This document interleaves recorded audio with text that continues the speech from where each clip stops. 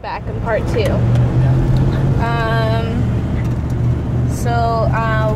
What are your job duties and what do you need to be prepared for?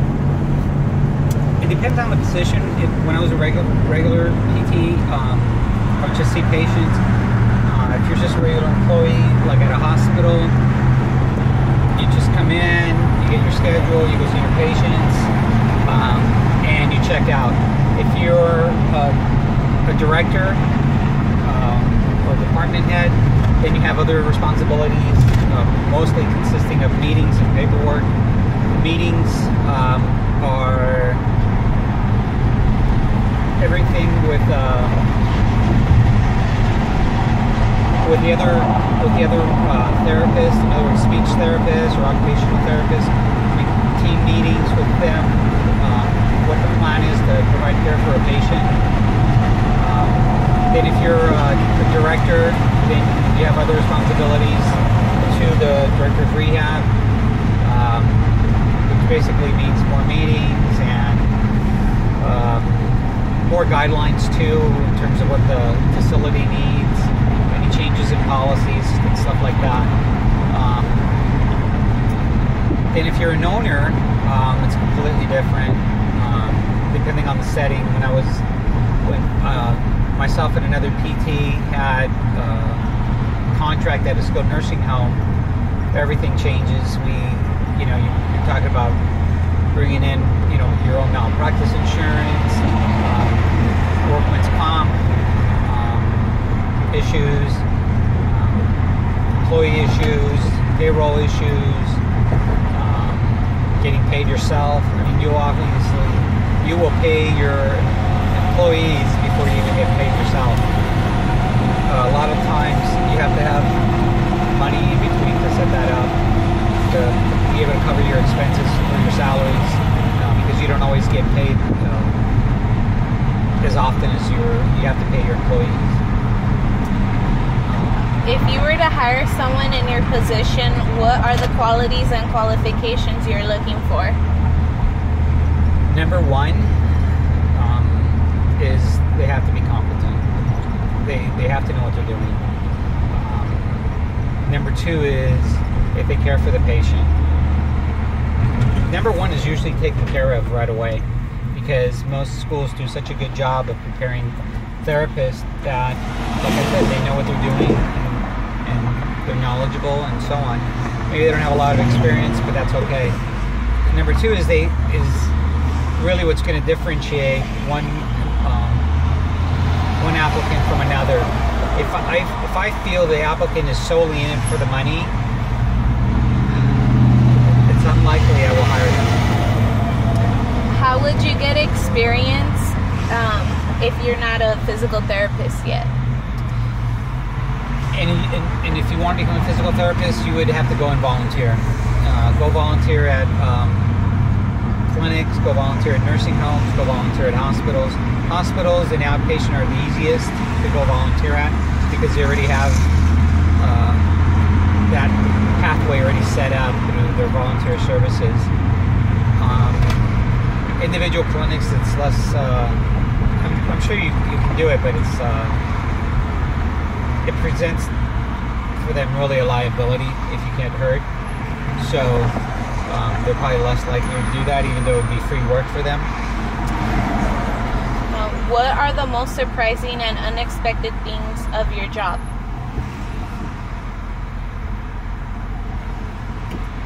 It's very rewarding.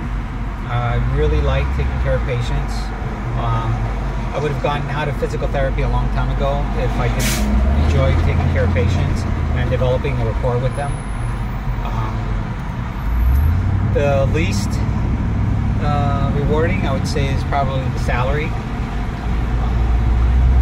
And the way that's coming down, healthcare is going to be much more regulated, much more mandated. It's a huge expense on the federal government. It's a huge expense for insurance companies. And as a result, we already talked about all the issues with salaries and how that's going to be dropped. But I would say that's probably the worst part, and that you can't really do everything you want to do. And one of the sometimes I just never get used to is when patients pass away. It's very, very difficult. Unlike doctors that maybe only see their patients for a few minutes and then move on, as a physical therapist, you'll see patients sometimes for months. At a nursing home, you'll see them for years, off and on, developing rapport with them and so on. And so when they pass away, it is very, very, very difficult. But it's part of life. What is your work-life balance like? When I was just a regular staff PT, you basically come in and you leave. And once you walk out the door, your responsibilities are done for the day. It's very rare when I was a director or an owner for me to call a PT outside of hours. However, when your position is as a director, you have to answer calls from the facility at any time, and that's just part of the territory. You're not going to get paid for it. You have to do it. Come in on days and hours that you're not scheduled for work. I mean, I'm sometimes clocking out and then continuing just to stay there working, just because you need to do some things and that you don't have a chance to do it during the day because either you're in meetings or you're seeing patients or whatever it may be. If you're an owner, it will definitely get in your way of family life, especially if you're starting up. There's no way around that. How do you encourage your clients? Do your own personal experience help encourage them? I'm sorry, I couldn't. How do you encourage your clients? Do your own personal experience help encourage them? Yeah, when I was in the service, I was shot in my left knee, and I had that's probably the other reason I got into physical therapy. I had my kneecap or my patella ruptured. It fractured into about 8 pieces. I have 2 bars and a foot of wiring holding it together, and I did receive a lot of physical therapy when I came back from Iraq because of that.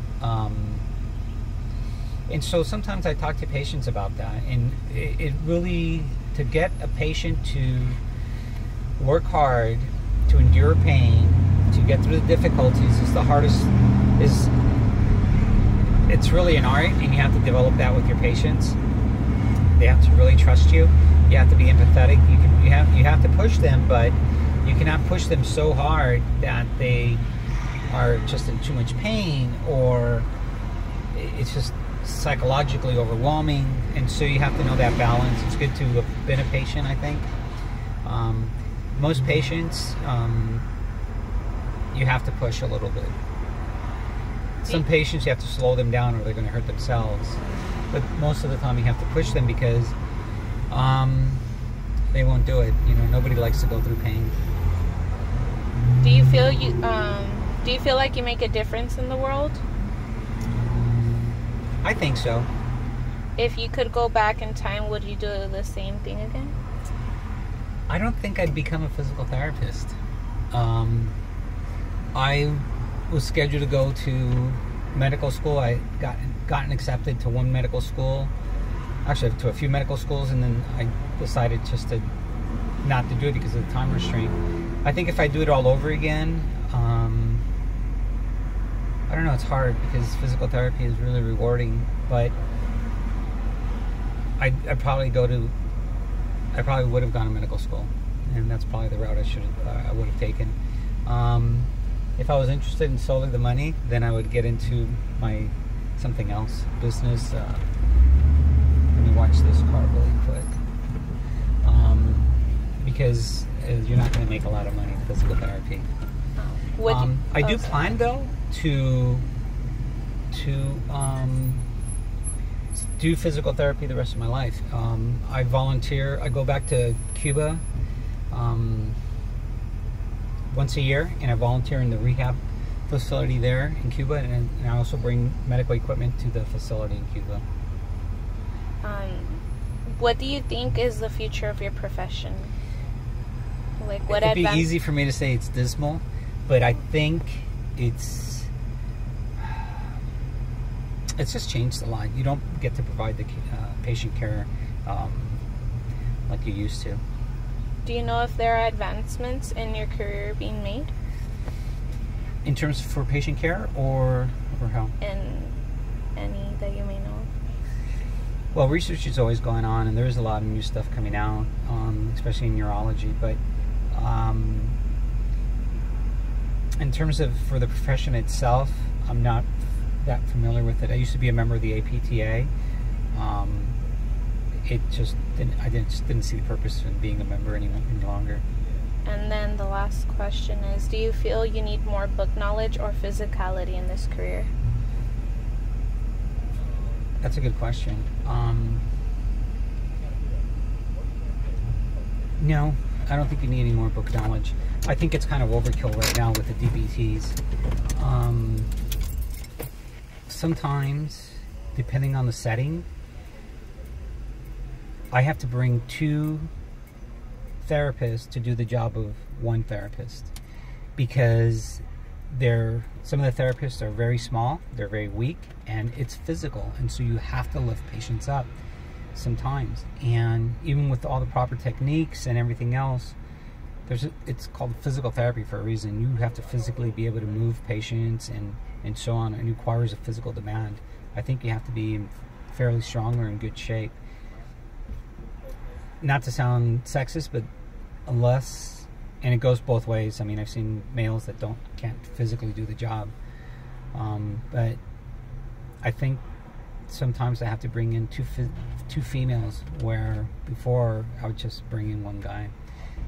In certain cases, not in all by any stretch, but in certain cases I had to, because that was a demand. Sometimes as a male I had to bring in 2 guys to help me with 1 patient. So it goes both ways. Okay. I just want to say thank you, because my class is going to learn a lot from us. I don't think so. We'll pretend. No, I'm just kidding. All right, you guys. Okay, take care. Thank you so much.